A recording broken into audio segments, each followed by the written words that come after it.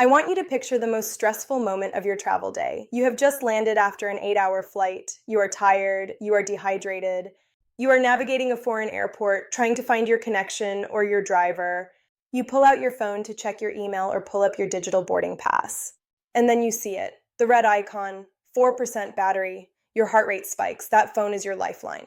It holds your ticket, your hotel confirmation, the photos of your new grandchild, and the app you use to check your retirement account. If that phone dies, you are stranded. You scan the room desperately. And then, like a beacon of hope, you see it. A shiny, brushed metal kiosk that says, "Free charging station." It has a row of USB ports just waiting for you. You rush over, you plug your cable in, you hear that satisfying ding, you see the lightning bolt appear on the screen. You sigh in relief. You think, "Thank goodness I'm safe. I need you to listen to me." You are not safe. You have just walked into a trap. While you stand there checking the weather, sipping your coffee, watching that battery percentage tick up, a silent, invisible operation is happening inside that wire. In under 60 seconds, the computer hidden inside that kiosk can bypass your security, copy your passwords, clone your banking tokens, and download your entire photo library. We call this juice jacking. I want to tell you about a passenger named Mr. Henderson. He landed in London with a full battery, feeling prepared, but by the time he got to his hotel, his bank account had been drained of $8,000. He didn't lose his wallet, he didn't get mugged, he simply plugged his phone into the wrong hole for 20 minutes. You think you are getting free electricity, but you are actually paying with your identity. For those of you joining me for the first time, hello. My name is Sophia. I have been a flight attendant for 15 years. I am your guardian of travel. I have watched airports change. 10 years ago, the airport was a sanctuary. Security was about physical threats, liquids, shoes, metal detectors. But today, the threat landscape has shifted. The danger isn't just the person standing next to you, it is the infrastructure itself. The FBI recently issued a formal warning against using public USB charging stations. They didn't do this lightly. They did it because organized crime rings have figured out that the easiest way to hack 1,000 people a day isn't to send phishing emails, it's to put a free power sign in a crowded terminal.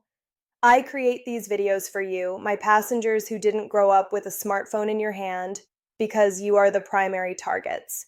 You trust the infrastructure. You assume that if it's in the airport, it must be safe. My job is to shatter that assumption so that you can protect yourself. Today we are going deep. I am going to explain the engineering behind that USB cable, the psychology of the trust button, and why the screen on the back of the airplane seat might be the most dangerous computer you touch all year. Let's start with the technology itself. Why is a simple power cord so dangerous? You think of a USB cable like a garden hose, it just carries water to your phone. This is secret number one, the dual-purpose wire. If you were to slice open that white cable, you would see 4 tiny wires inside. 2 of them are for power, but the other 2, they are for data. This design is intentional. It allows you to plug your phone into your laptop to sync photos or update your software. However, when you plug your phone into a public USB port at a kiosk, your phone doesn't know if it is plugging into a dumb power brick or a smart computer. The moment you plug in, a digital conversation happens in milliseconds. The kiosk says, "Hello, I am a computer. Who are you?" Your phone says, "I am an iPhone 15. Here's my serial number. What do you want to do?" This is called the handshake. In the past, hackers needed minutes to break in. Now, tools used by cybercriminals can exploit this handshake to mount your phone as an external hard drive in seconds. Have you ever plugged your iPhone into a new device and seen a pop-up that says, "Trust this computer"? Most of us are conditioned to hit trust just to get the charging to start or to make the pop-up go away. If you hit trust on a malicious kiosk, you have just legally authorized that machine to copy your entire life. I had a lovely grandmother on a flight to Phoenix. She was showing her seatmate photos of her garden. She told me she had charged her phone at a photo printing kiosk that also had charging ports. She didn't print any photos, she just charged. But she noticed later that her phone was running hot and her data usage had spiked. A week later, she started getting extortion emails. Someone had downloaded her entire photo gallery, including photos of her medication bottles and financial documents she had snapped for safekeeping. They didn't hack her password. She had physically plugged her data drive into their thief. If you ever plug your phone into a USB port and you see a pop-up asking, "Trust this computer?" or "Allow access to data?" unplug immediately. That is not a charger. That is a computer trying to break in. A simple power outlet will never ask for your trust. Now let's evolve the threat. Maybe you think, "Sophia, I don't have sensitive files on my phone. I just check my email." Hackers know this, so they have developed a technique called videojacking. This is secret number 2, the screen mirror. Modern smartphones are powerful. They can output video. If you plug a USB-C to HDMI adapter into your phone, you can show your screen on a TV. Hackers have figured out how to hide this technology inside the charging kiosk. When you plug in, the kiosk silently activates the video out feature of your phone. What does this mean? It means the hacker is recording a video of your screen in real time. They don't need to hack your bank's encryption. They don't need to guess your password. They just watch the video. They watch you open the Chase Bank app. They watch you tap the numbers of your PIN. They watch you open your email and type your password. I want to tell you about Mrs. Clark. She was a savvy traveler, a retired accountant. She was sitting at a charging station in Atlanta, charging her iPad. While she waited, she decided to do some work. She logged into her Vanguard retirement account to rebalance some funds. She checked her email. She texted her husband. She felt safe because she was on her own cellular data, not the airport Wi-Fi. She knew Wi-Fi was dangerous, but she was plugged into the USB port. The port was compromised with a video capture chip. The hackers recorded every keystroke. They saw her username. They saw her password ... as she typed it. 2 days later, there was a transfer request on her account for $50,000. The bank initially refused to refund her because the login came from a verified device. It took her 2 years of legal battles to get her retirement back. This bypasses almost every antivirus software you have. Your phone thinks it is just projecting to a second screen. It doesn't know the second screen is a criminal's hard drive. You might be thinking, "Okay, Sophia, the terminal is dangerous, but once I'm on the plane, I'm safe. I can use the USB port in the seatback screen." I hate to be the bearer of bad news, but the airplane is sometimes the most vulnerable place of all. This is secret number 3, the flying network. Do you know what those in-flight entertainment screens are? They are computers. Usually they run on very old versions of the Android or Linux operating system. And here is the scary part. They are rarely updated. Airlines update the movies every month, but they rarely patch the security software of the screens themselves because it requires taking the plane out of service. Furthermore, every screen on the plane is connected to a local network server on the aircraft. If a sophisticated hacker in seat 14A manages to compromise the system, they can potentially scan the network for other devices plugged in at seat 20B, 30C, etc. I had a business traveler, a lawyer, flying from New York to Paris. He plugged his phone into the seatback USB to keep it charged while he slept. While he slept, his phone performed a handshake with the entertainment system. Now, I'm not saying the airline was hacking him, but the system had a vulnerability. A malware worm, likely planted by a previous passenger, jumped from the entertainment system into his phone. When he landed in Paris and connected to his law firm's secure Wi-Fi, the malware jumped from his phone to the firm's network. It caused a massive data breach. The IT forensics team traced patient 0 back to his phone, and the infection timestamp matched his flight time. Look between your seats, or look under your seat. You will usually see a standard AC power outlet. Use that. Bring your charging brick. Plug the block into the AC outlet and your wire into the block. Why? Because data cannot travel through an AC outlet. It is physically impossible. The power brick acts as a firewall. It only allows electricity to pass through. If you plug directly into the USB hole on the screen, you are plugging directly into an unpatched public computer network. You are walking to your gate. You see a pristine white Apple Lightning cable or a USB-C cord plugged into a wall outlet or left on a seat. You think, "Score, someone forgot their charger. It's my lucky day." Or maybe you think, "I'll just borrow this for 10 minutes. Stop. Do not touch that cable. This is secret number 4, the hardware Trojan. Hackers have developed something called the O.MG Cable. To the naked eye, it looks exactly like a standard $20 cable you buy at the Apple Store. It charges your phone, it transfers data. But hidden inside the tiny white plastic head of the USB connector is a microscopic Wi-Fi chip and a web server. When you plug this cable into your phone, that tiny chip wakes up. It creates a private Wi-Fi hotspot. A hacker sitting up to a mile away connects to that cable wirelessly. They can now run commands on your phone.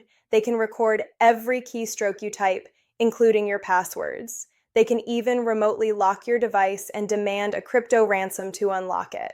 Criminals know we love free stuff. They know we hate buying expensive accessories. They leave these cables behind intentionally. It is the digital equivalent of leaving a poisoned candy bar on a playground bench. I had a passenger, a retired professor, who found a high-speed cable left in the Delta Sky Club. He thought he'd struck gold. He used it to charge his iPad while he read the news. By the time he landed in Seattle, his iPad was bricked, locked with a message on the screen demanding $500 in Bitcoin. He lost all his photos of his late wife because he hadn't backed them up. The cable was the entry point. If you didn't buy it and you didn't unwrap it from the factory seal yourself, do not plug it into your device. Treat every found cable as if it is infected. Now let's look at those charging stations again. You see a hub with 4 USB ports. 3 are empty. 1 is being used by a clean-cut young man working on a laptop. You plug into the port right next to him. You think, he's just working, I'm safe. This is secret number 5, the digital party line. Many of these public charging hubs are built cheaply. Behind that plastic faceplate, the USB ports often share a single circuit board or bus. It's like the old school telephone party lines where you could pick up the phone and hear your neighbor talking. We call this crosstalk or data leakage. If the person next to you is a hacker, they can use a packet sniffer program on their laptop. Because you are plugged into the same electrical hub, their device can sometimes listen to the data traffic coming from your device. They don't need to touch your phone, they just need to be plugged into the port next to you. I witnessed a situation in a lounge in Newark. A woman was frantically calling her bank because she received a fraud alert for a $2,000 purchase at an electronics store in Dubai. She had never been to Dubai. She couldn't figure out how they got her card number. She hadn't used the card at the airport, but she had used the charging hub to buy a new ebook on her phone. She was plugged in next to a twin-port skimmer. The person next to her intercepted the data packets as she typed her credit card number into the bookstore app.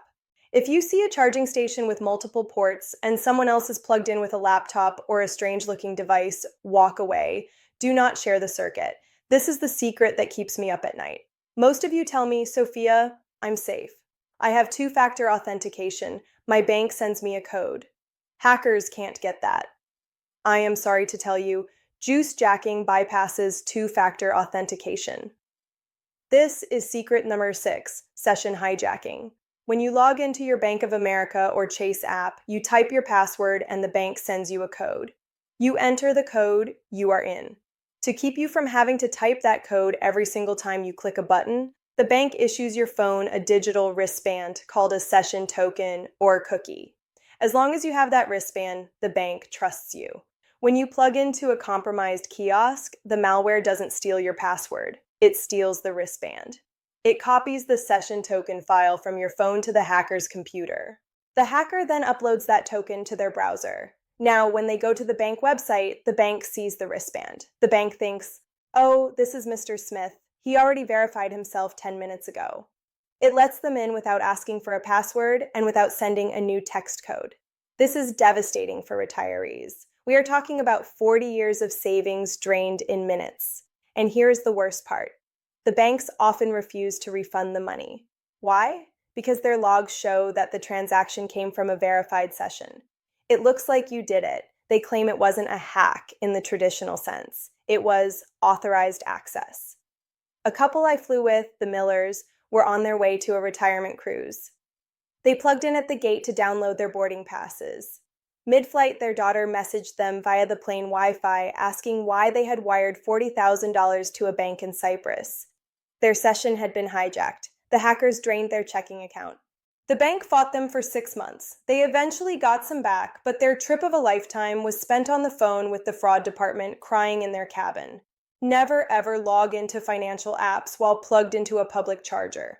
If you must charge, put your phone in airplane mode and turn it off completely before plugging in. The only safe move is not to plug in at all. Okay, Sophia, You've terrified me. My battery is dead. I have to call my Uber. What do?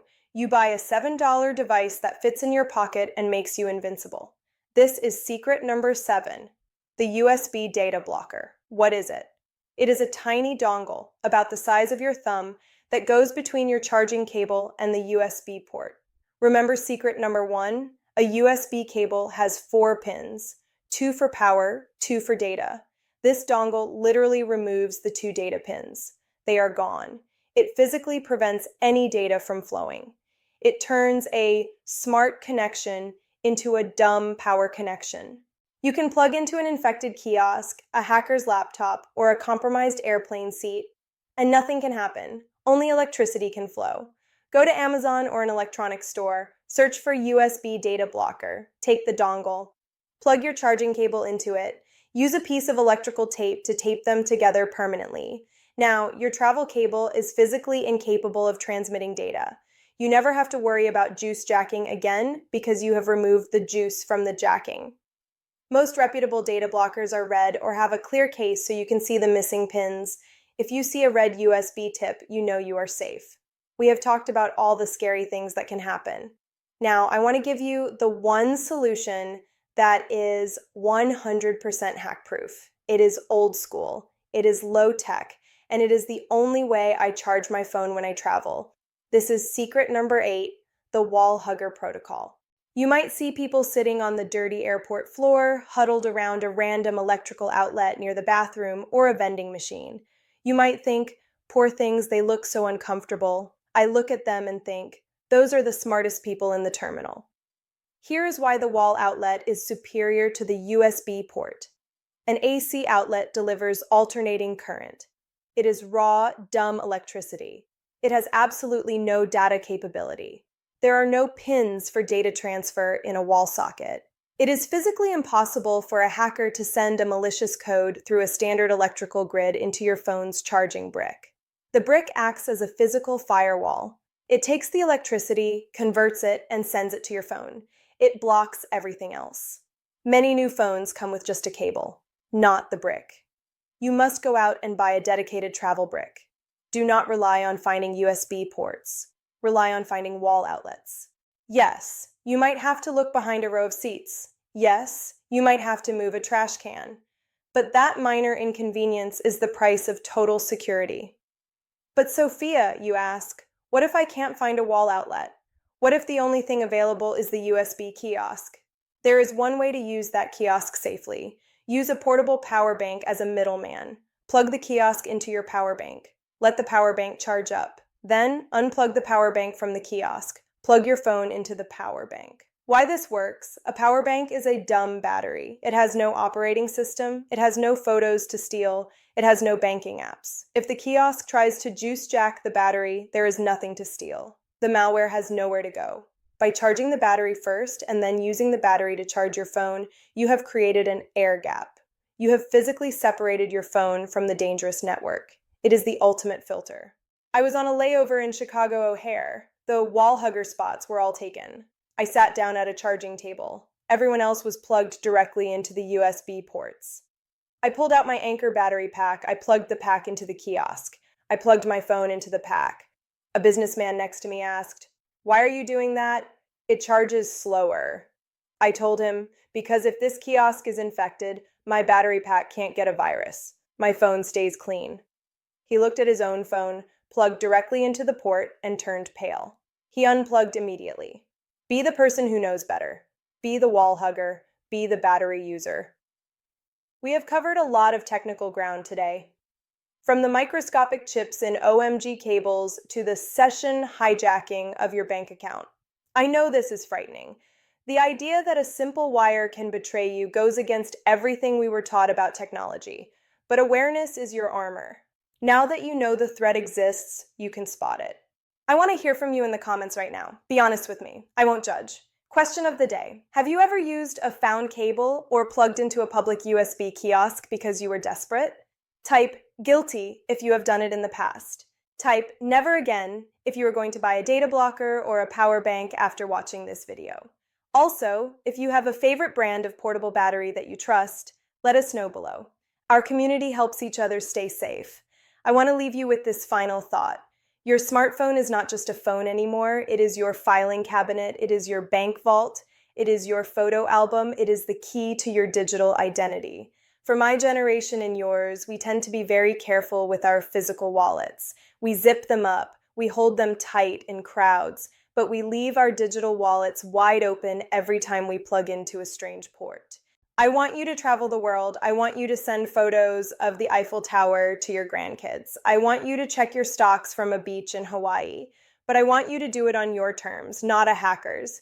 You have worked too hard for your retirement savings to let them be siphoned off by a piece of malware in a charging station. You have too many precious memories on that device to have them held for ransom. So please, spend the $7 on a data blocker. Carry the heavy brick. Sit on the floor by the wall outlet if you have to. Protect your connection and you protect your life. I'm Sophia, your guardian of travel. Stay charged, stay safe, and I'll see you in the sky.